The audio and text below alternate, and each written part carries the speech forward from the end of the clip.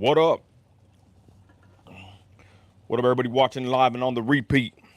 I'm here just kicking back, y'all, under the gazebo with Nino. Um, just want to go live real quick. My wife's cleaning the house, she's cleaning up, tidying up, and then later on tonight we're gonna come out here and work on the gazebo, put some lighting back here. So I'm just here jumping on the live real quick. I went live last night. It was pretty lit. It was pretty fun. I'm not gonna lie, I took it down because I kind of got I kind of got into somebody's case. They jumped on my live, and I ain't trying to risk my channel, for any for anybody. So I went ahead and just made my live private and just went about my day, and went to work today. It was pretty good. Um, Today's my Wednesday, so I already got my loads for tomorrow. The life of an oil hauler, at best, it's pretty good. You know. What up? What up, John? Hermano, where you been? What up, man? I've been working. I've been getting it. I've been getting to the hard work. What up, though? It's a pretty good drink. My wife makes me. We like to go to that. Or we did. We go every now and then. It's that place called Seven Brew. It's like a mountain breeze. They're like $5-6, and my wife saw on TikTok it was very easy to make these, so she ended up getting the actual ingredients to make them, and it tastes just like the one at Seven Brew. Cheaper though. Mm. What up, everybody? See if we get anybody on the live today. I'm just kicking back. I'm reading a book. I wanted to talk about this book here in a minute and get some more people on the live. It's called Shogun. I'm about 80% done, probably 75% maybe. Um, it's a pretty good book. I love to read. I hate to admit it, but uh, one of my favorite authors is Stephen King. Even though he's a TDS sufferer and a Trump hater. What up, everybody? I don't know who this fool is right here. But anyways, so we're live lit and just jumping on the live real quick. I had a pretty lit live last night and touch on a couple topics. Um, and now I'm just kicking back, y'all. Like I said, my house is in order. My kids are in there, and my wife's, tidying up. And then we got some plans here for the gazebo later. And I just want to go live real quick. Tap in with my people on the YouTube, if anybody's even out there. Um, so back to what I was saying.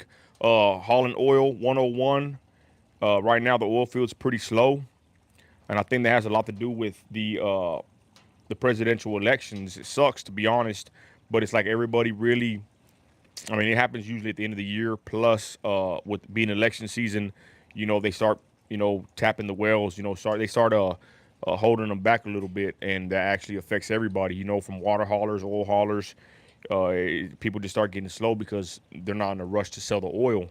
The oil is traded at a certain amount per barrel, and a lot of guys are very strategic. I know some buddies that haul oil, and these guys that buy waste oil and they fix it, they blend it, and they make good oil out of it. At the SWDs, they watch the market every day. So if the market ain't right for these guys, I guess they're selling it, by the day, by the barrel, by the dollar, however. And if it ain't good, they ain't calling loads in.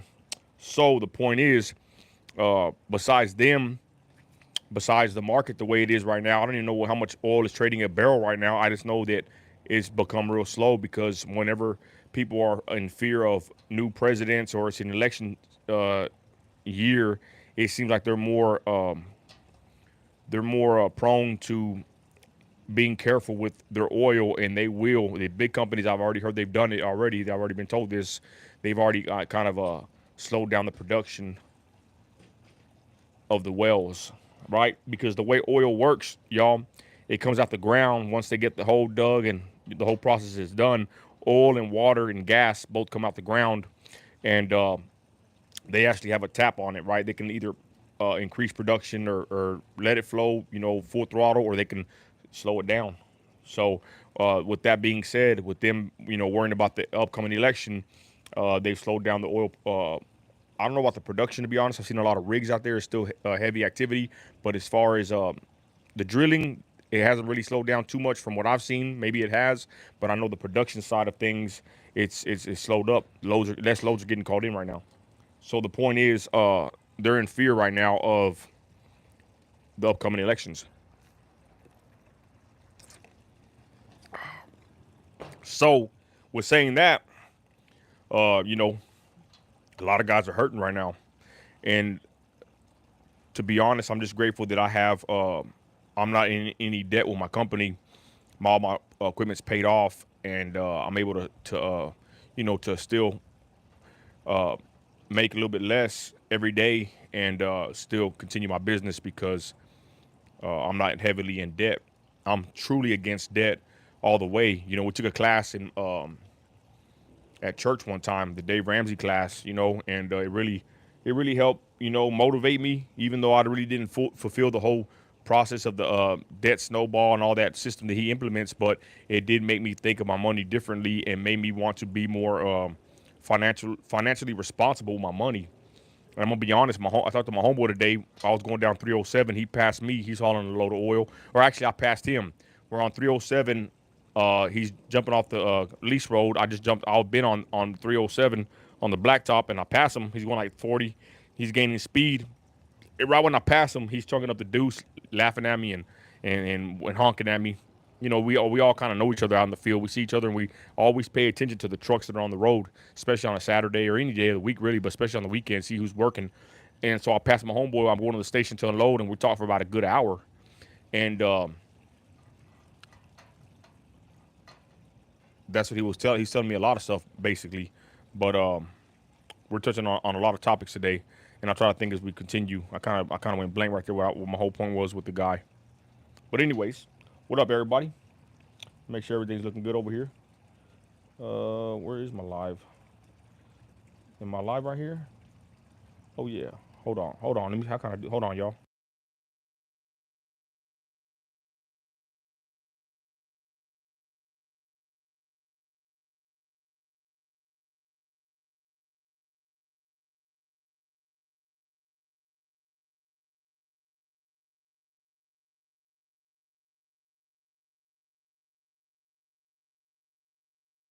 Hey, that's what I like about live TV. I was able to rewind it and remember what I was talking about. So that's what I was talking to my homeboy about. Right? We're talking about how it's slow right now, and basically, times are tough. And then my homeboy's all, take a vacation, bro. He's all, take a vacation. Hey, Vegas women, God bless you, sis. Hope you're doing well. Um, he's all, take a vacation. He said, you only live once. And I said, homeboy, I've already spoke to my wife about this, and it's sad news, but it's the way it is right now. We've already agreed upon this year we're not taking a vacation due to the pressure to make revenue and the economy we're living in now. With the prices of the cost of living has gone up, the price of fuel and the price of groceries. Not that I'm broke, but the point is, it kind of reminded me of Dave Ramsey, right? Like I told him, why do I want to go on vacation and waste money? And especially right now when times are tough for everybody, I said, I don't want to live. I want to live like no. How do I say how Dave Ramsey said? I basically told him that, but I'm butchering it right now. But I said, I want to live like no one now, so later on I can live like no one. To that certain effect, right? To that, uh, I put it like that. But basically, I told him, there's no use for us to go on vacation. I mean, it would be nice, but I told him we've already made the decision to not go on vacation because we're just trying to stack as much money as we can, and it's just not a good time to take any kind of time off right now.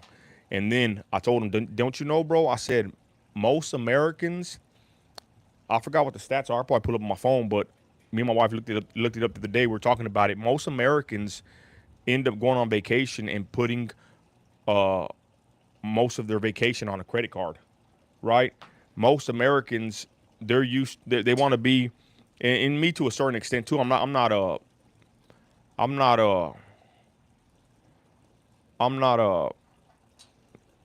innocent in this fact. I know we have some spending situations we need to correct ourselves, but for the most part, we're pretty financially sensible. But most Americans are not really good with their money, and they go on vacations and they put it all on their credit card, and they end up, coming back from vacation in heavy debt. So that's what I told my homeboy. I said, bro, most Americans don't even take vacation and pay for it cash. They pay for it on a credit card.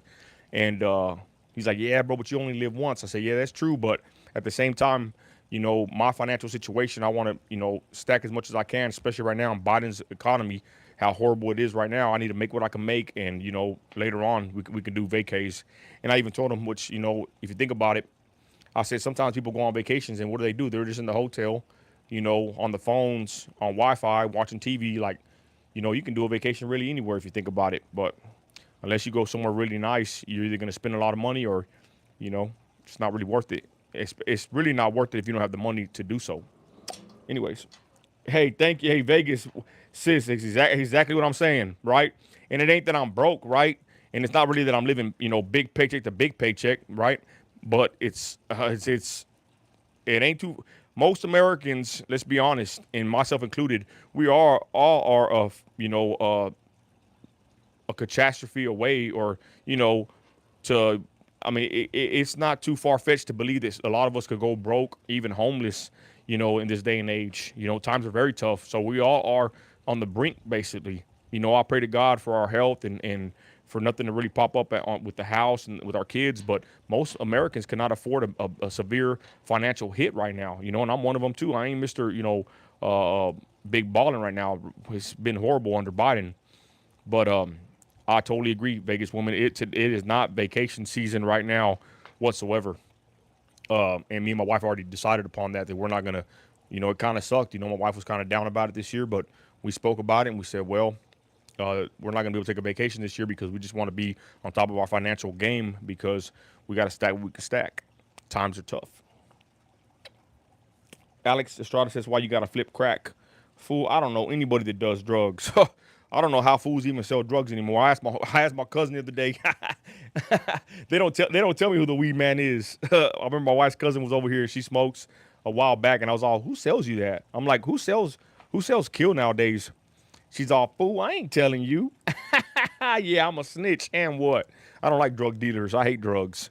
But she don't tell me. My homeboys, I ask my cousins and my friend, my brother, whoever I'll be around, like who's pushing that or what's going on. And they really don't tell me, right? And I remember my wife's cousin said, "Fool, I ain't telling you who I buy this from." They already know I hate drugs. But back to that point, I mean, look what happened to Young Dolph, right? Or not Young Dolph. Well, besides him, he got smoked. But R.I.P. Rich Homie Quan, they said he took a Pizzelle, right? He took something that was laced with something supposedly. The point is, nowadays I even heard they put that stuff in the herb. So it's crazy times right now. I've been disconnected from the street. As far as that aspect goes, for so long, I don't even know like what's hip. I don't even know who's doing what. I know nothing of the sort. All I know is to get up, wake up early, go haul loads of oil, come back home to my family, to my sanctuary, and stack my money and stay focused. You ever tried shrooms? Yeah, I did one time, Alex. I ain't gonna lie. I did try that one time.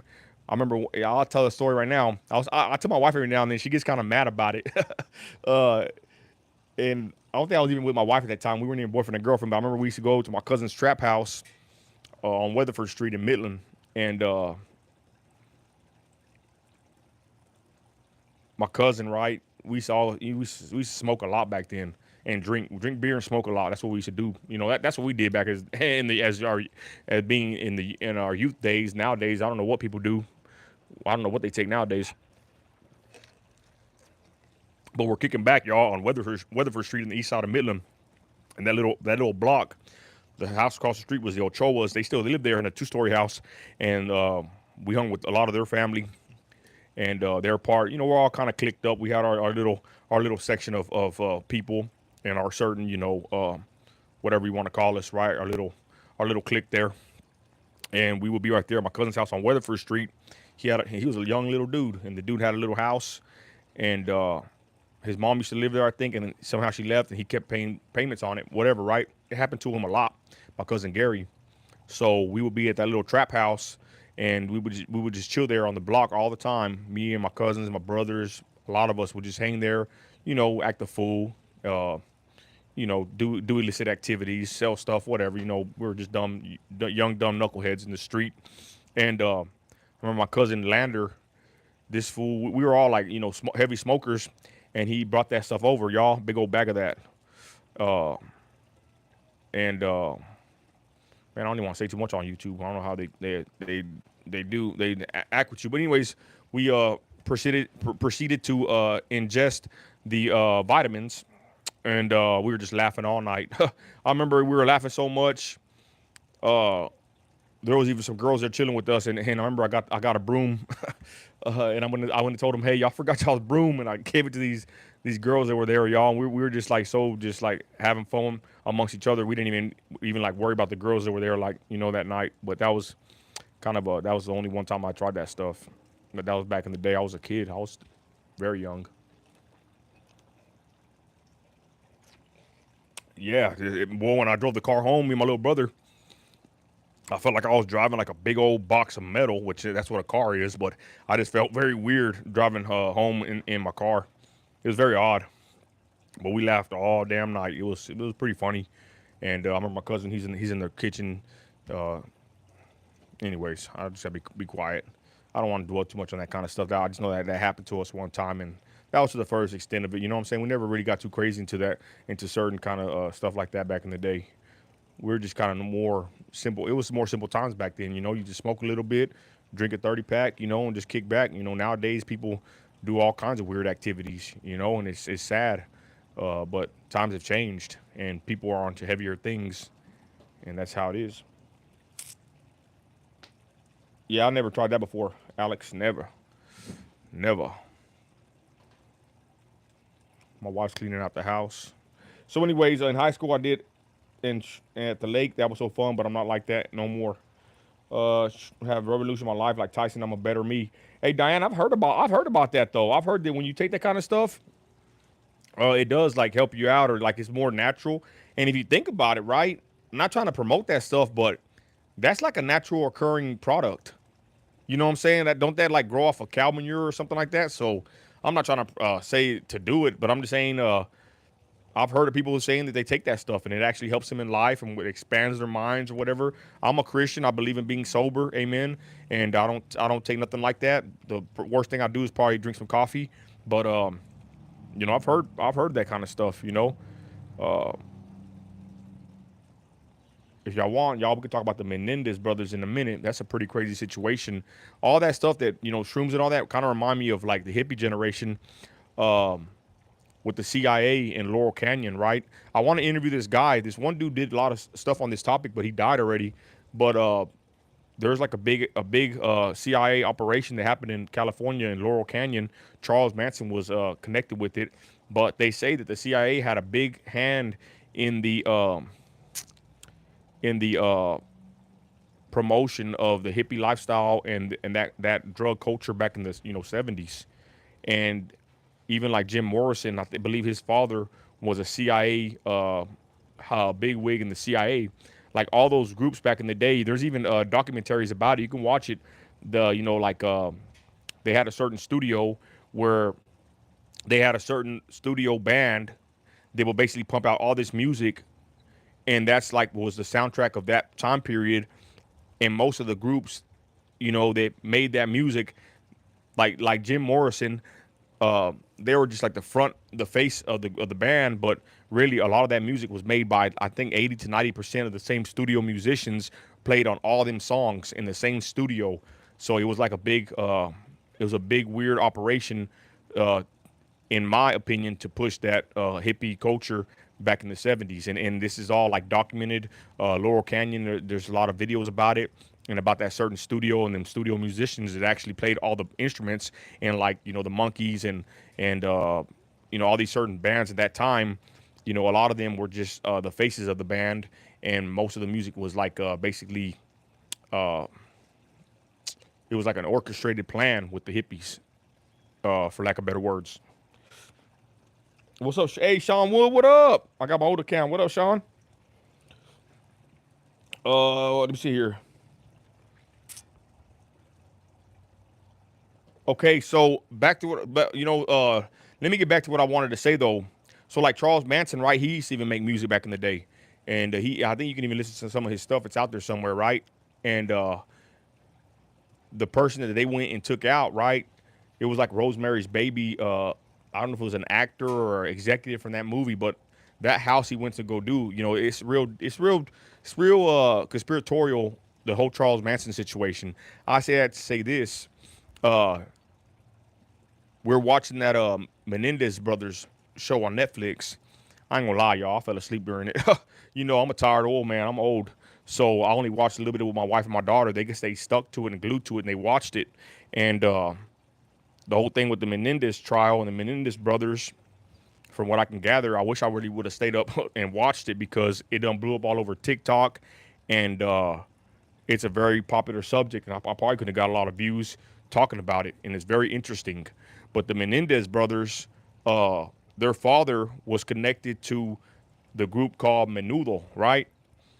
And he's like a big exec in California. They moved to Beverly Hills at one point, but the whole gist of the Menendez brothers, right? The first thing you hear or think about when you hear about them is they're guilty killers, all that, right? But uh, my wife and daughter, they are like a lot of TikTokers. They believe the Menendez brothers are similar to Gypsy Rose and they should be freed because they claim in that show that the Menendez brothers' father and mother were complicit in harming those boys. And I'll just leave it at that. So my wife wasn't really too sure about it because the Menendez brothers Netflix show, it paints the dad and the mom in a certain light, like they're monsters, and they go to trial, they blow trial, and they get convicted, right? And they're still young kids, y'all. They're like 20, 19, 18. That's still a kid in my opinion. Your mind ain't even developed, but nonetheless, they blow trial, they go to prison, and so my wife's like, yeah, if you want, baby, go on and close it. I got the sun coming in on me, y'all. My wife's gonna close it. So my wife, when the show's over, my daughter's hardcore. Man, free the Menendez brothers. My wife's still on the fence because we believe that anybody can be slandered when you're dead, right? You cannot speak for yourself. But then my wife and my daughter watched. What was that show called, babe? Menendez what? And Menudo. So there's a whole nother show that came out years before, and it spoke about. It came out last year, my wife said, and it had the main guy from Menudo, the producer slash manager. And Menudo, if you don't know what that group is, that's a group of young boys no older than 16 from Puerto Rico, babe. Puerto Rico, and they were a hit. Ricky Martin was part of that, right? So, anyways, they would, and it's weird saying this, but when these kids would hit 16, they would get rid of them and replace them in order to keep the faces fresh. And when I hear this and think about that, I'm like, man, it's some weird old Hollywood stuff, right? Really, let's be honest, y'all. Ain't it weird that we live in a society where children are made into some kind of groups for people's entertainment? And if you go deeper, Shirley Temple and all this, kids seem to be groomed, and then America has a fascination with boy bands and kid singing groups. When, to be honest, as grown adults, we probably shouldn't have no business even looking or listening to little kids singing. Have you thought about that? I thought about that. I thought about that today, actually, thinking about this. I forgot who I was talking to about Menudo, right? Telling my homeboy about it. Oh, the old hauler I was talking to, we were talking about, being parents and how there's a bunch of Venezuelans in town and they make our daughters and wives uncomfortable. But the point is, this group Menudo was a Puerto Rican band. They had over 30 members, and they claim over 30 of them were assaulted by the manager of Menudo and the father of the Menendez brothers. So that's when my wife watched that show, and she sees these grown men struggling to tell these tales of the abuse they underwent, and she believed them. And they correlated that with the Menendez brothers' father. So that's when my wife said, you know what? I believe it. I believe the Menendez brothers' father was a predator to his own children, right? As a father, I cannot fathom another father hurting their children in that way. But we know how Hollywood is, and we know how wicked this world is. And for someone that's a regular human that's decent, for lack of better words, we don't see our children, as anything but our innocent offspring that we should protect with all our lives. But there's some sick individuals in this world that are predators, and they will even take advantage of their own children. And that's a fact that even I've had a tough time to realize, even though it's truth and it happens all the time. Because, like I said, I look at it as a lens through the lens of being a father. It pisses me off thinking about it right now and talking about it. But being a father, I can never see my kids as nothing but innocent children that I'm to protect. Yet some people are sickos and they take advantage of the children. And supposedly that's what happened with the Menendez brothers. He was a high level exec. He was very hands on with Menudo. Him and that other producer slash manager of Menudo were taking advantage of these boys. And I'm just saying it very lightly here. You look at these movies and these shows, and it gets real graphic. But the point is, my wife believes. I'm not saying I believe it, but I somewhat do believe it because she told me about it, right? But I want to make my own judgment. But she believes that the Menendez brothers' father was a predator, and that did lead to them unaliving their father and mother. And my wife said in the second trial, the first trial they had a mistrial. The second trial with the Menendez brothers, they weren't allowed to introduce any evidence of being abused by their father or mother, and that's basically why they lost. It's freaking crazy, y'all, for real. And that brings me back to talking to my homeboy today at work. I told him, bro, we have children, we have daughters, we have to protect our children at all cost. My daughter, she's probably stayed the night at people's houses probably 3 times I can count, probably the most in her whole life.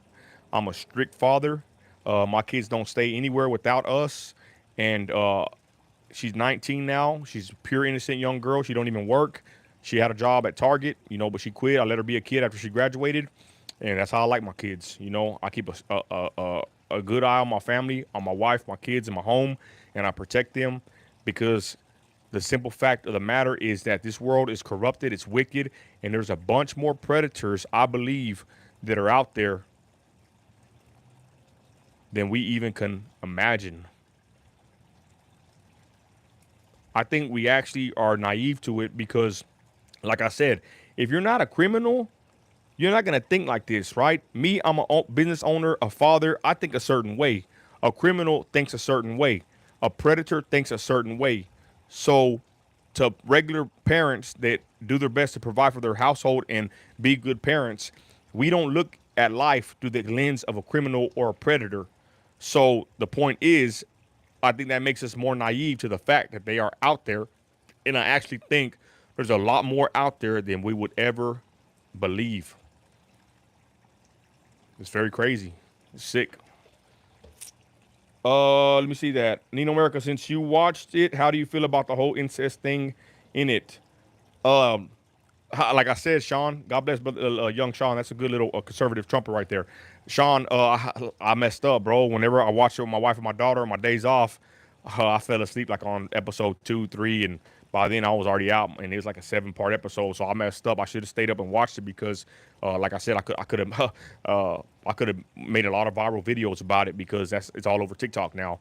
I messed up, falling asleep like an idiot, and my daughter and my wife watched it, and then they watched the Menendez and Menudo video documentary as well.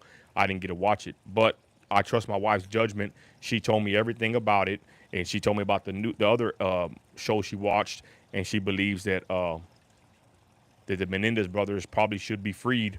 And I'm going to be honest, I don't believe in taking the law into your own hand. The Bible says that God takes vengeance, amen. But like I said, who am I to say how any normal young boy would act or what he would do or what kind of heat of the moment passion crime he would commit if he's being abused the way they say that they were being abused. Think about it. They're abused many times, but just one time, imagine being abused one time. I don't know how that feels. None of my family, we're all, we live a great life, but can you imagine just one time your whole world being rocked by the people that are supposed to protect you? I mean, that alone, in my opinion, is enough for, you know, a, a cause of alarm and for something bad, to possibly happen. The guy from Menudo, the one that they interviewed, he said that he believes any person that hurts children the way that they were hurting children, they should be put down immediately. That's what he said. He said that he would always think on how to do that to the executive producer manager of Menudo. He was always thinking how could he do it. So he never blamed Kyle, Lau, and what's his name? I forgot his name. Guy's name. He never blamed them brothers for what they did. And I even told my daughter and my wife, I said, you know what? With this day and age, with TikTok, with Gypsy Rose, the way she got out, I said, mark my words, they're going to end up either getting out or they're going to try to get them out due to this show coming out and people, sympathizing for these two young men. Sure enough, my daughter was happy two nights ago, and she showed me like news saying that in 30 days they're actually going to start opening up an investigation onto the Menendez brothers, and they're going to try to free them. Yeah, so that's what happens when you go viral.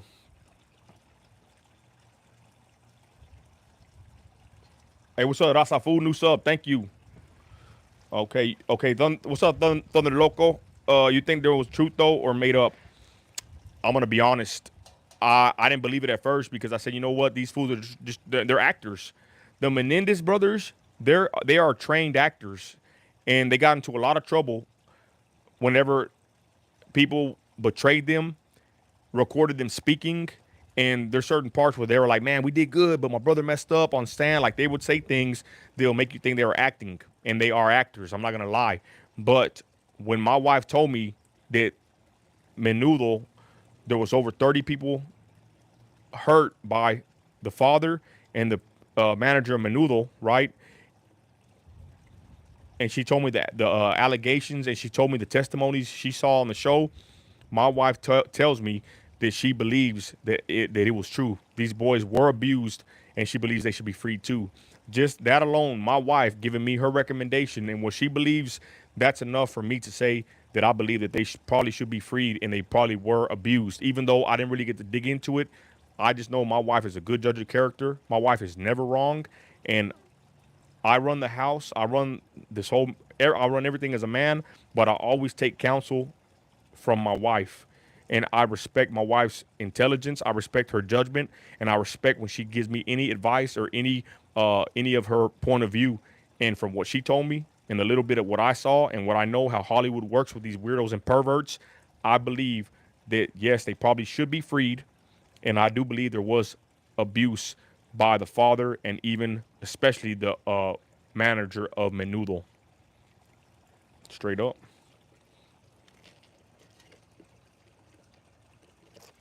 What up, y'all? Kicking back under the gazebo with Nino.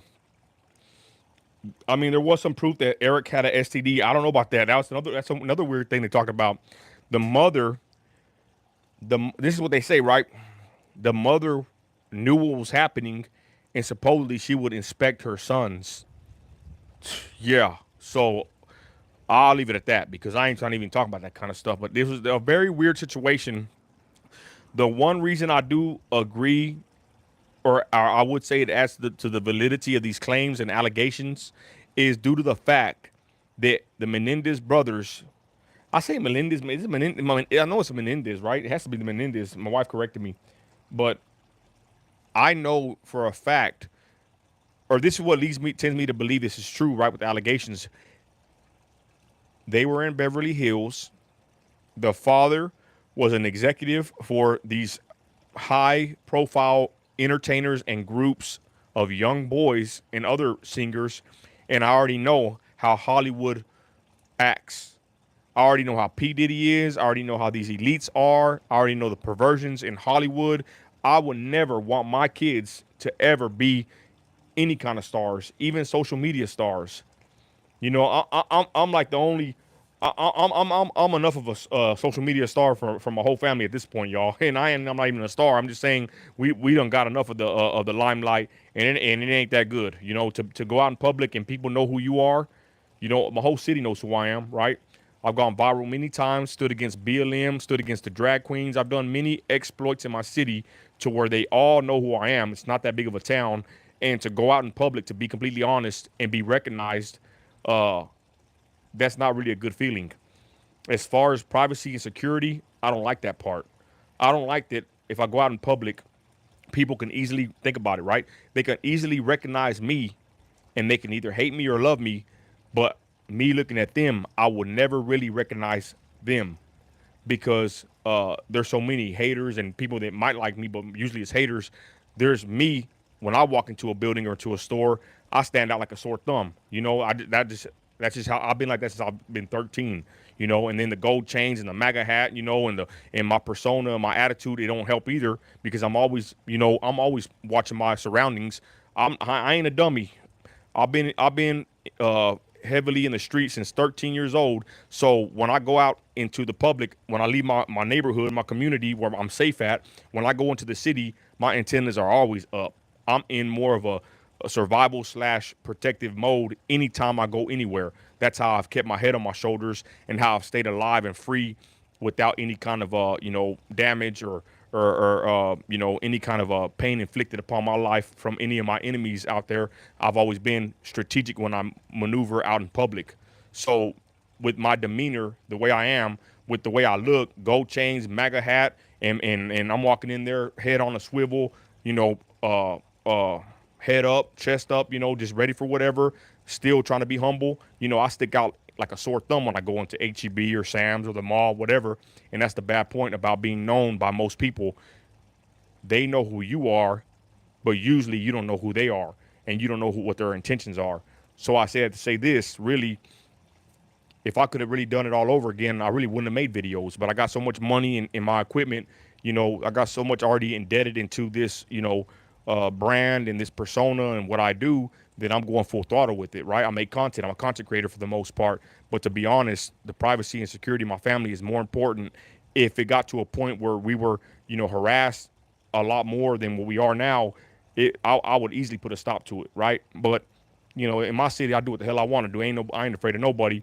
It's not that serious. It's not that bad right now, and it really never has been.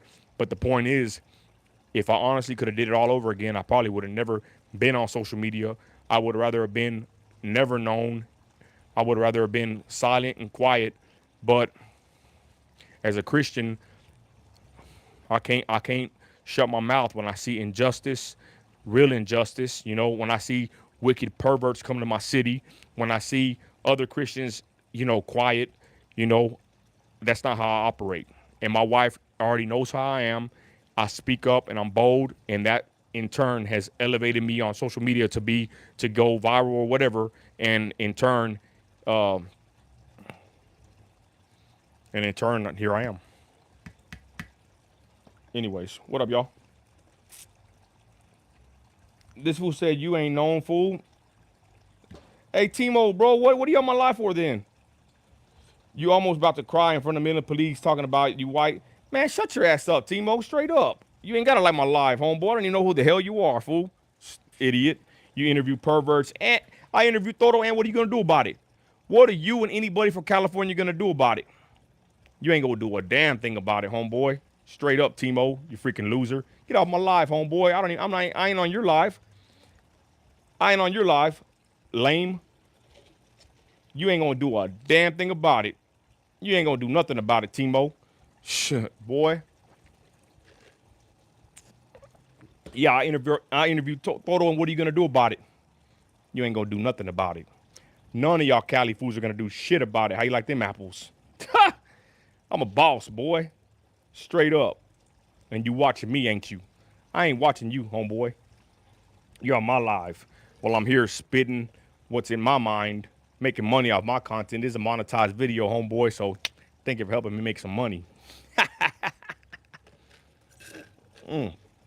Go tell all your homeboys. Go out tell the pinteros. Go tell all them fools. I ain't taking none of my stuff down. That's the problem. That's the difference between me and a lot of them pintero channels. A lot of them fools are just straight up lowlifes. They've been to prison for 10 years. There ain't nothing to be proud about going to prison for 10 years. Fool, I was ashamed for being in jail for 3 days. I was ashamed to be in jail for 3 freaking days. How pathetic would I be as a man if I left my family for more than 6 months to go to prison with a bunch of men? like the people you like. I see you on them fools all pages talking to them damn low lives. You talking to all them low lives in them channels. Fool's been in prison for 5, 10 years. Get out on YouTube, fool. I ain't never been to prison, and thank my Lord and Savior, I ain't never been in prison with a bunch of losers and grown ass men playing booty bandit. You mad, huh, Timo? I ain't taking nothing down about Thoro Punk, and you ain't gonna do nothing about it. You ain't gonna do a damn thing about it. You're just gonna watch me. This fool trying to get on my line. You dumbass. Fool, I ain't never been to prison, and I ain't trying to go to prison. Go with your homeboys on them low life prison channels. That's what I did. I already unsubscribed or already put not interested in a bunch of those channels because I don't even want to watch that trash pintero filth. When my cousin came out of prison and he ran with West Texas, he never talked about that crap. Real respectable men, when they came out of prison, they never talked about prison. And it's pretty entertaining and funny, to be honest. The YouTube has a bunch of pintero channels with a bunch of lowlifes trying to give advice now. Fool, they should have been giving advice, don't drop the soap, straight up. That's what I noticed about these pintero channels and these prison channels. A lot of these fools never had no money. They don't take care of their kids. They ain't never held a job. And now they're on YouTube thinking they're high power, trying to give advice and tell people how to get their life together. These fools been in prison, giving dirty tattoos to each other and doing drugs and putting things in their rear end. I ain't never done none of that in my life. I'm a boss. Timo, go back with them prison channels, bro. I got more money in my 401k, bro, than you probably making in 10 years. I bet I got more money in my 401k than you will ever see, boy.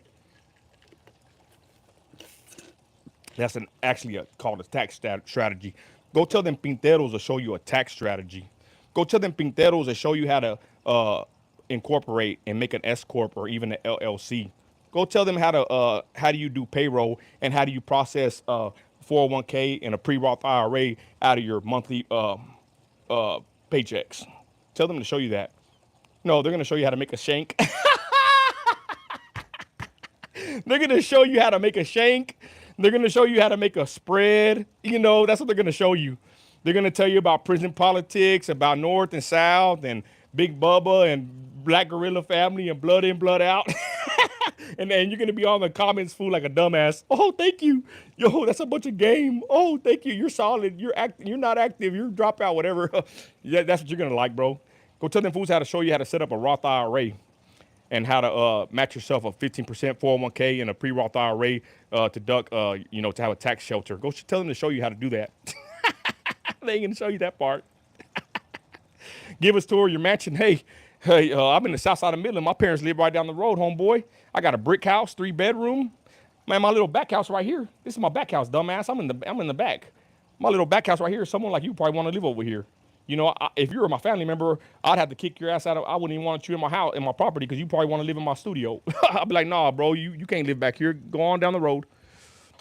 I got a 20 by 20 fully fledged recording studio, movie studio, tens of thousands of dollars of equipment that I invested in myself. No super chats requested, no money from nobody. I'm a boss. My beautiful wife right there with my bulldog cleaning the house. You know, my beautiful daughter, my 19-year-old daughter, my pure innocent daughter, and my son in there. He's borderline genius, homeschooled. Yeah, baby, bro, I'm not in California, homeboy. No disrespect to California, but I'm in West Texas. I'm an oil man, homeboy. You're watching the Pintero channels with lowlifes that get on the camera and talk about prison politics, something that's pretty shameful. You know what? When I grew up going to prison, when these fools come out of prison, it's a shame. You know, when my little brother goes in and out of prison, that's very shameful that he leaves his kids out here while he goes to prison with a bunch of men playing Booty Bandit Part 3. That's who you like to go watch, homeboy. You want to come on my channel and tell me about my channel? I got Toro's videos up, and ain't nothing you going to do about it, or none of them Pintero channels going to do about it. I'm the boss, and you watching me, sucker. But you do a lot of catty content. To be honest, look at my content. I do political content. I've actually changed my content to focus on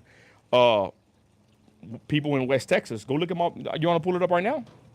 And yeah, I've done Cali content, but to be honest, you know, that's what content creator does, someone that makes content that makes money, you got to do different kinds of styles of content. And I've already said it before that I've actually have been really turned off by the California politic, prison genres, and even like the podcasters, y'all. Because look, this someone like the guy Timo coming on my podcast, I ain't bothering nobody, right? I'm not talking about nobody. I'm just here chilling with my people, and here he comes talking bad about Toro or somebody I interviewed from California. That's what I said on my other live. I said, you know what? I'm about tired of this. The Cali podcasters. I said it, I think yesterday. They're just a bunch of drama. All them fools, all they do is hate on each other. People talk bad about Trump being a racist, but you know what? The most racism I ever experienced was from my own people, my own kind. Go look at the Cali podcast genre. Go look at all them prison channels. That's all they do, y'all. They just hate on each other. You know, and they can do what they want. They're grown men. But that's what I'm saying. I've actually been turned off from that kind of content. And today, I think it was today or yesterday, I think it was yesterday, I actually hit the button. I'm not subscribed to one of these channels, but I hit the button. I said, not interested. Don't show me this content no more. Because I'm actually going to stop even looking at that filth. Because all these fools that are probably drug addicts, low lives, probably owe people child support, hold their kids child support. They're on YouTube with a bunch of numbers, yet they're really just low lives and druggies. And they don't even probably take care of their freaking kids. I'm married to one woman. I don't have no babies out of wedlock, and I'm not on child support, and my kids are in my house. And I make a lot of money in the oil field. That's the difference between me and these other fools out there that someone like this fool Timo supports. That's a simple fact. But like I said, I've actually, yesterday, the first channel that I actually said, not interested. I don't even want to see that filth on my feed anymore because, like I said, I've come to realize that's your own worst enemy, your own people. People that look just like you, they will tear you down. And I'm going to tell you something, Timo, anybody watching, you ain't got to like my content, but it's a free country. And I can make any kind of video I want to make. As long as I'm not hurting nobody, I can do what I want to do. And like I said, I'm the boss. You watching me. I ain't watching you. Straight up. What's up? Nino is darker than midnight thinking he's white. Oh, that homeboy. I'm from Southside Midland, homeboy. That don't affect me. I've been hearing every name in the book about being black. Hey, I'll say right now, I'm blacker than Kamala. You think you're gonna hurt my feelings because you say I'm dark and I think I'm white? Oh, woe is me. Bro, don't make me go into the drawer right now, bro, and pull out 15,000 on you, boy. Well, don't make me get really ignorant. Oh, you stupid, bro. Who says I'm dark, think I'm white? Hey, I am white. My birth certificate says that I'm white, so I am white. But I'm also blacker than Kamala. Can't you tell? Yeah, fool. Don't maybe go pull 20 racks real quick out the drawer. Straight up out the bank, but not even out the bank. Not even from the bank. You know, I sell trucks too, baby. So let's get that right. So back to my channel, right? They said don't I make a lot of Cali content? Yes, I do. But if you look at my actual feed now, there's Texas woman, 75-minute interview of my friend from the south side of Midland. There's little Toro, got my little video there. There's my homeboy, The Devil Came to Odessa, me and Shane Manziel, a legend in the oil field. I'm a legend myself in the oil field. There's a couple videos I did with Toro. I broke them down to clips. Then I got one of my videos. There's Shane Manziel, our podcast, my Trump video. I mean, my whole channel really is not even Cali stuff. It's a bunch of different content. That woman right there, Michelle, she's from Odessa, Texas. Her son died in gang violence in Odessa, Texas. You know, there's, what else do I got here? I got Buddy Webb. That's a popular topic, Buddy Webb from Midland, Texas. So I got a plethora. Me interviewing somebody at Home Depot and illegal. Me interviewing somebody at the mall. Me interviewing my buddy from Arizona, California, Arizona prison channel right there. Or prison. He's not a prison. He's a prison guard, him and his wife. I've interviewed prison guards. There's one from Cali talking about my boy, talking about Cholo Juan. You know, so I got a plethora of content. It's not even really Cali content. It's just whatever I want to make, you know? So, but anyways, let's get back to it. You ain't us, Vendido, get it right. I don't want to be you, fool. See, the difference between me and you, homeboy, is you stuck with that racial mentality, that race pride of being a brown pride or whatever. Not me. I work with the white man. I actually have I invested into an oil well 5 miles from North Dakota. They should be drilling within a month or two. It rained a lot over there, so they had to hold off on the rig. But uh, I deal with white millionaires. They have brought me to the table because they like the way I conduct myself and the way I actually came from the mud. You know, ex gang banger, drug dealer from the street of Midland, Texas, got born again, raised my family, and my wife's rich white uncle, you know, man, he gives me props to this day that I changed my life and that I'm a businessman. I'm about my money and my family, and I built a business from the ground up, multiple trucks, no debt on my company, and he actually brought me to the table, and I invested in a well. It's called the Antler Number One, and I got my first well that I have a percentage in. Uh, I put a pretty big chunk of an investment, you know, funds into that, you know, straight from my savings. He brought me to the table, and if everything pays off, that well will be producing. They say I want to say it's either 5 to 100 million barrels they think under that in that certain shell. You know, they brought me to the table. It's kind of weird when they brought me the deal, but this is what a lot of guys do that buy rigs and they buy oil. They get a geologist to scan the whole ground. Oh man, I'm finna die. My phone's finna die. My bad, y'all. Hold on. Put on my little charger, and we charging. So, anyways, it's pretty interesting. Let me tell you a little story, y'all. Speaking of this freaking loser, Timo, fool, this is a game. This is some game, Timo, that your homeboys from Cali that they'll never give you. These fools will never know about this. But so my wife's uncle showed me the. I took my son with me, right? Because I like to show my son good things. I don't show my kid nothing about prison or gangs or street politics. None of that. We don't even talk about that stuff. You know, my son is actually picking out his brick. He's building him a brand new house. So you want to talk bad about me having a mansion or whatever? Hey, my son got the house gonna be bigger than mine, and I'm very proud of my son. He's a good kid. He don't do drugs. He don't drink, and he's actually picking out his brick right now. He got a brand new house getting built in the north side of Midland with the white folks. So, anyways, I took my son with me, my wife, and we sat at the table. Right, my wife's uncle, you know, millionaire. This is what he does, and he showed me the seismographs of this certain piece of property 5 miles from the border of North Dakota. It's in North Dakota, but 5 miles from the Canadian border, and it's a pretty good little spot. And they believe that they got, I want to say 100 million barrels. It's either 100. I want to say it's 100 million barrels they believe is under there. So we went ahead and put the what is it called? It's called the cash call. Man, these are words. You know, I didn't even know. Whenever I pulled out, I bought 2 trucks, cash money, 20,000 a piece, right? And when you pull out more than 10,000 out of your bank, you have to sign a piece of paper. I didn't know about this. Now I know. You know, rich man issues. But when you pull out more than 10,000 out of a bank, the feds want to know what you do with your money, and it's kind of intrusive. But you know, I do feel proud that I'm able to experience these things.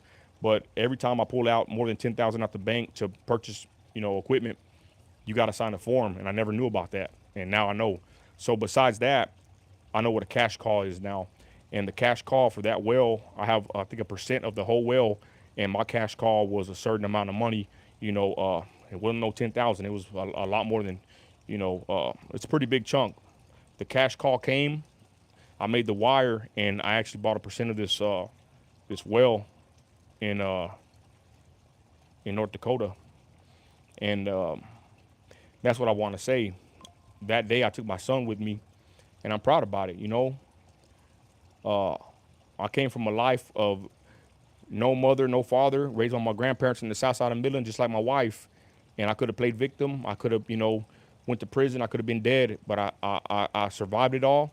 And there I am taking my son with me with my wife, and we go, you know, get involved in this well. And now I have a percentage of this well.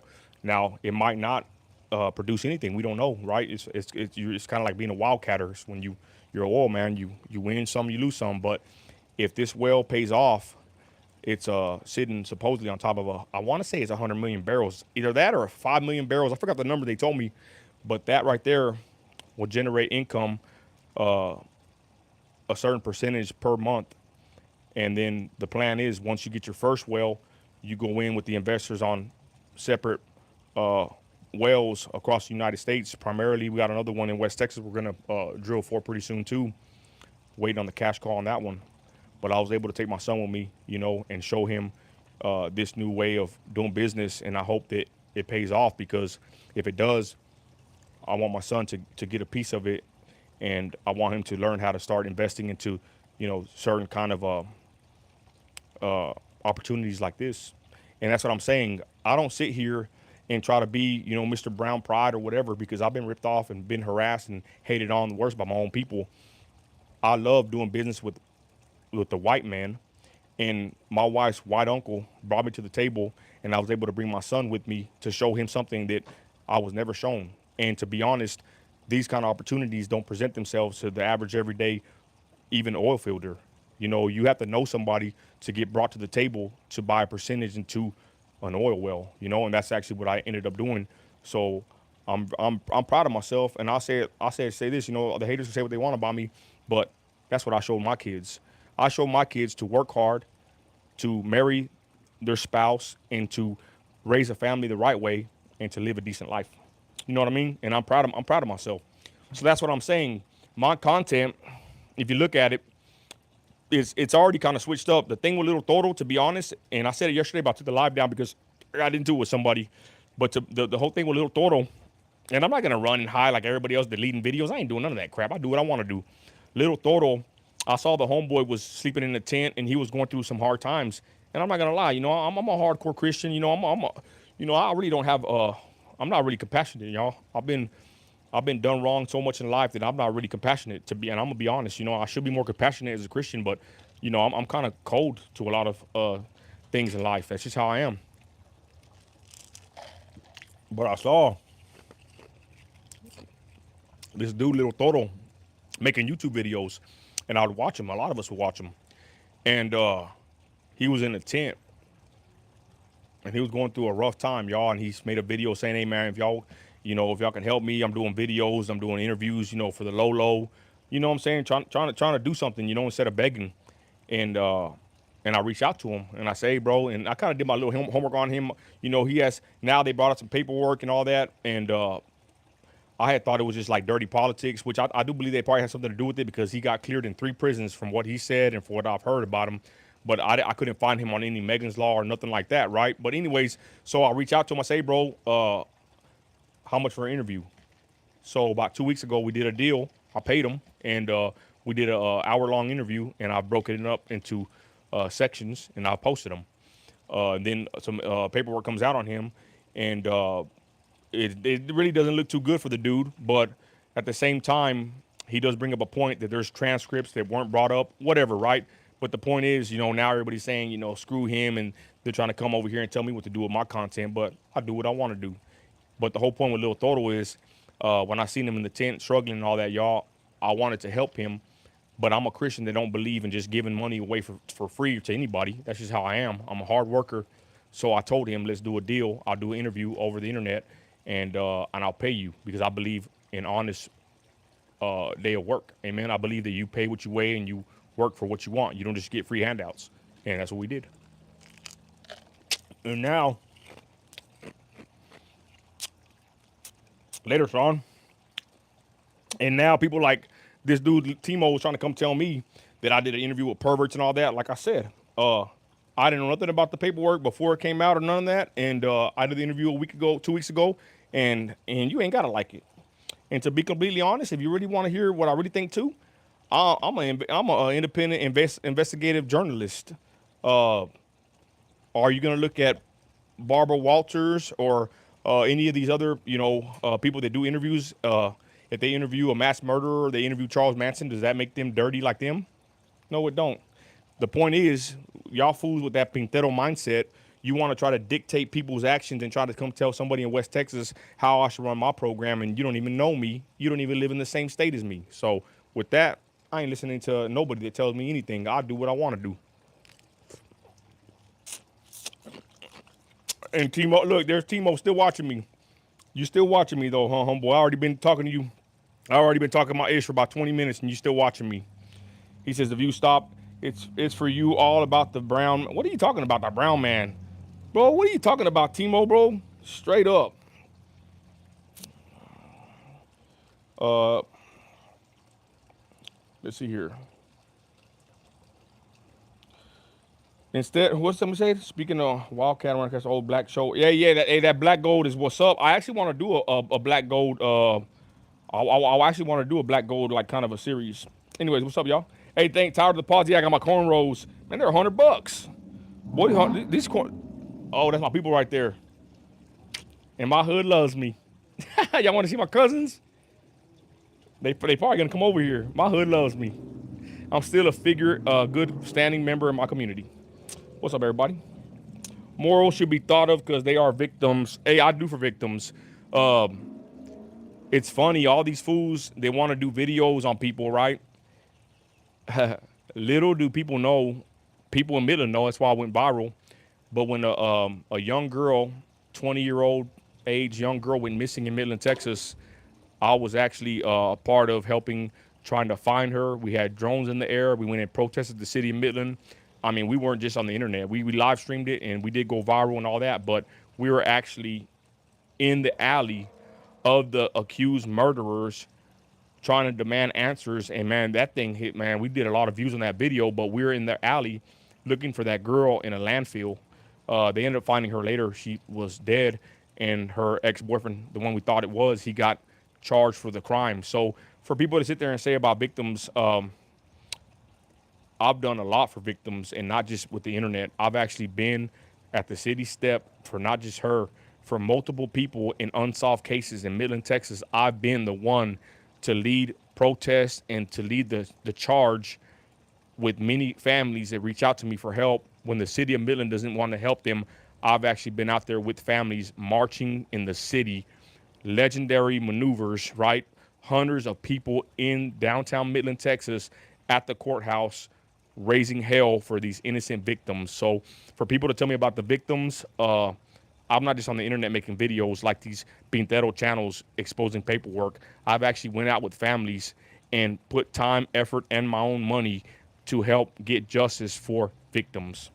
So, miss me with that about, thinking about the victims. Man, I have a family member that's a victim of a certain crime, and we don't take that lightly whatsoever. So I'm very active in my community, not just on the internet with doing content about victims. I've actually been a part of many rallies and protests, and it's very saddening, and it can get depressing, especially when families demand justice and the local city officials and police department fails them. So, people can say what they want about me. They can y'all can say what y'all want in the comments and the videos or whatever, but y'all honestly don't even know me. If you follow me on all the platforms, you might see this because it was on my Facebook page. I have an advocate page. It's a page that's for innocent women and children that have been exploited. But that page is nothing political. That page is not like to make money. That page is not even like on YouTube. That page is my Facebook page that we help find missing women and children and even men. That's a whole nother platform that I built. And that's something I do also on the side in my city. I help out anyone that's missing or families that demand justice, and it's pretty crazy. So like I said, y'all watch me on YouTube and y'all see the videos I make here, but I got Facebook, I got a Facebook page, I got a TikTok, I got an Instagram, I got multiple platforms that is kind of crazy, but I've gone viral on all these other platforms with different situations and different things that have happened in my city, but I don't post it all like to you. Like I can't do that. I can't post certain stuff onto YouTube or to TikTok or Instagram or Facebook. They all have their certain crowds and they all have their certain rules, these platforms, and I got to juggle what I can post on what platform. So right here, you might see certain videos that are just for YouTube, but if you go check me out on Facebook, we just shut down a drag show. They were having men in lingerie in front of children, and we actually ended up shutting down the second drag show. We ended up shutting down another drag show months back, and we also ended up we're fighting with the city right now. They're trying to have they're trying to have these perverted books in the public library. We've been fighting with the city for a couple of months for that. But like I said, that stuff I could sometimes post it on YouTube, but it's kind of iffy. You can get flagged for that. So that stuff is more local, and that's more on my Facebook page, on my personal Facebook page. So I am involved in certain things, throughout the city, but they don't all just go to one platform. They're spread out amongst many platforms because That's how you have to do in this digital age. Anyways, what's up, everybody? What's up? I'm just referring to laughing about. Well, I mean, what do you want me to do? If Toro's laughing, or if he laughed, what do you want me to do about it? What does that got to do with me? You know, that has nothing to do with me. You know, what Toro did and whatever he did 17 plus years ago, that has nothing to do with me. I don't even really know the guy. I mean, I've spoken to him and I've done the content with him, but that has nothing to do with me, straight up. What up, everybody? Yeah, these fools done. These fools done got me off my damn pivot. Y'all was doing good over here talking about other stuff, and this dude wants to come on my page and talk down. But like I said, it's cool because all that prison, all that prison, all that prison genre stuff. That's really low level content. That's really low life content, to be honest. And I know people like to hear about prison. You know, it was interesting for me to even hear about it, but it just, I mean, what more do you want to know about prison in California or any prison? You know, I mean, that's people are stuck on that stuff, and I've actually, like I said, I've actually stopped following these channels because, you know what I'm saying, I don't even want to even see this stuff or even hear about it. You know, it's not the kind of content I want to consume. You know what I mean? I want to consume content that, like I usually do. You know, audio books about self improvement, books about tax strategies, books about making money. You know, Bible sermons. You know, that's the kind of videos that I've always liked on YouTube.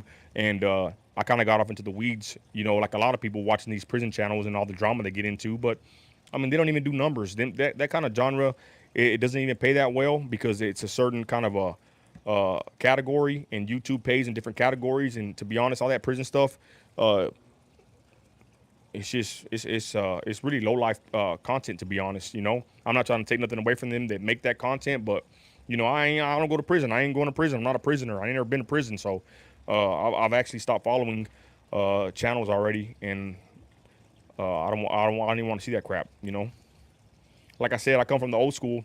Well, my stepdad, he's part of a prison gang. You know, but my stepfather never came out of prison, and he would never talk about it. And I always said that when I interviewed Hector Bravo, the prison guard, and when I spoke to other people, you know, prison guards, like even my homeboy Michael Bryant, when I talk to them, I always ask them, ain't it kind of weird how now YouTube, you know, there's people on YouTube talking prison politics. I said, when I was a kid, that was taboo. You wouldn't ask your stepdad what that tattoo meant. You wouldn't, you know, ask certain questions. That was never talked about.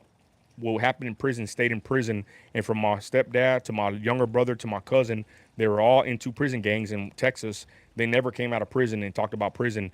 To be honest, the hood, my people, my cousins, my friends, our gang, whatever, we never wanted to hear about prison. You know, if our homeboys came out of prison or my cousin or brother, it was really a shame that they got busted, that they got caught, and then went to prison.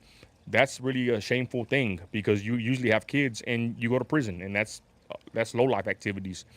So whenever my homeboys would come out of prison or anybody, we actually looked at them with less respect. Anybody that would come to the hood after going to prison, they were not respected anymore, straight up. And usually uncles or family members that came out of prison to the hood and came around us, we looked down on them. We actually would look down on them, and we did not. We actually respected them less because they came from prison. You know, that's just the attitude we had about them.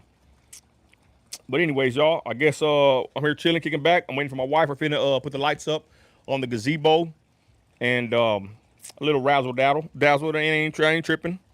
You know, homeboy Timo and all them. They can have their opinion of me, and they can say what they want. You know, and everybody has a right to an opinion. You know, everybody has free speech, and I push free speech, and that's what I promote, and that's what I believe in. What up, everybody? Nino, show us the AR. I'm gonna tell you something right now. I never recommend anybody showing any of their weapons or protection to a camera. As as a state like Texas, even though there's guns everywhere, you never want to, you know, show what you got. What up, everybody? Let me go back to these comments in here. Yo, my younger brother, I don't know if you're still here, Thunder Loco. Y'all let me know what's up. It says, yo, my younger brother is a geologist specialist. His master is oil. Yeah, man, I'm gonna tell you right now. My wife's cousin, her uncle's son, he does big deals. You know, I got part of a small deal. This well I'm part of is a it's not a horizontal. It's a regular it's a vertical drill, a vertical well. It's less money. But my wife's cousin, he's actually a geologist, but he deals with the big companies, and they do horizontal drilling. And man, that's the big money. You know, if you can go to school to be a geologist, that's a very good trade. You can make a lot of money coming out of college doing that trade. And we know a couple of geologists, and that's big money careers. What up, KG? Damn, 15 people now. Yeah, it's all good. It had like 20 earlier. I ain't tripping. You know, I get off of TikTok. I got videos on TikTok doing 250,000 views. You know, 80,000, 100,000. And the thing is, I'm 39. I really don't mess with TikTok like that. But my videos go viral over there. But I don't know. I really don't like TikTok. I'm not a TikToker like that. But you know, I'm on the YouTube chilling. Let's see here. Love the new look. Okay. If you go to his channel, the playlist, he has watched it 73 videos about gangs. Who's that? Sean Wood. Let's see here. Jimmy James says, my friend saw that one video with Shane and y'all mentioned a dark presence coming into Midland. He used to work in Midland and he felt that dark presence too. He already left that job for a better one. Yeah, that video got 250 or 280,000 views. Well, no, that's the podcast did about 20 to 50,000. The other clip we did about Lubbock and Midland, that did about 250,000 on TikTok. But I dropped the video on the YouTube too. Basically, I was talking to my buddy Shane Manziel, and there's another one. I don't know if it's that one, but we're talking about my buddy Brian. My buddy Brian, the mechanic. He said when he drives into Midland, Texas, he feels like a dark presence driving into the city. Now, I live in West Texas, y'all, and I'm going to tell you about this town, right? Let's get into it. Hey, shout out. Hey, where's this one? We Sleep, They Live. Your mystery content is on fire on TikTok. Thank you, We Sleep, They Live. And I've done all kinds of content. I'm telling you, whenever you make content, you got to do everything. I mean, you got to try to see what works. Anyway, so I'll tell this last little tale, y'all. I got to help my wife put up these lights. But I live in West Texas. And one thing I know about West Texas is that it's always been kind of a mystical, I don't want to say magical, but it's been somewhat of a mystical place, a place with a lot of mystery, a lot of money, a lot of wickedness, and I would even say a lot of supernatural occurrences. Now, as a young kid, there was always talk about witches, witch doctors, curanderos, curanderas. They rub an egg on you, you know, all these kind of weird things and practices the Mexicans do. And come to find out, now that I'm a grown adult, I've heard more about it. I know people that have gone to see these witches. There's actual witches that are known in my city that are somewhat legendary, and some people don't even say their names. So I said to say this. I made a video with my buddy Shane Manziel, and we are talking about my buddy Brian, how he said that when he drives into Midland, he feels a dark presence in my town. And I even went viral, 150,000 views on this one. I was talking about the underground tunnels, about the Masonic temples in West Texas. Gary Painter, our sheriff, he ended up having a heart attack, and he was made a Grand Mason, y'all. The next day, he has a heart attack and he dies. He's made a Grand Mason. The next day, he dies. So I was saying that on my video, and all I got to say is living in West Texas is something weird about living out here. There's a bunch of money. There's a bunch of people drunk off power, and I would say there's a supernatural element of living in Midland, Texas. I don't know what it is. I'm a Christian, you know, but I do know that there's a lot of weird stuff that happens in my city. And I believe if it happens in my city, it's probably happening across the nation. And those videos that we did on TikTok, they went pretty viral. We spoke about this story, a folklore story of the devil appearing in Odessa, Texas, at a ballroom. I think that one hit 250,000. I forgot. It hit a lot of views. And the weird thing about that one is that people are on that video telling me, Nino, you're lying, or you got it wrong. This happened in California. This happened in San Angelo. This happened in El Paso. This happened in Dallas. It's very weird that the presence or the appearance of the devil is like a folklore story that has gone across generations of Hispanic people in particular, and it's presented itself across the nation. Different generations, different cities and states have claimed to have seen a man walk into a dance hall, dance with women, and then they say that he has chicken feet or whatever. I'm not saying it's true, but I'm saying when I grew up as a kid, I always heard this story about Los Arcos Ballroom, and people even on the TikTok, they commenting right now. They're saying, my mom was there. I heard about it. I'm not saying it's true, but many people have claimed that this has happened. And the weirdest part about that story is that many people have said it's happened for many years across the United States. Now, I'm not saying it's true. I'm just saying that is kind of weird if you think about it, that many people in different parts of the world have said or claimed they have experienced that story or have heard about it in their city or town or wherever they're at, right? So I said to say this, West Texas is a special place. I live in a town where, look at me, no high school diploma, I got my GED. I made a very good living in the oil field. This is a place where someone can make a lot of money, but at the same time, with a lot of money comes a lot of responsibility.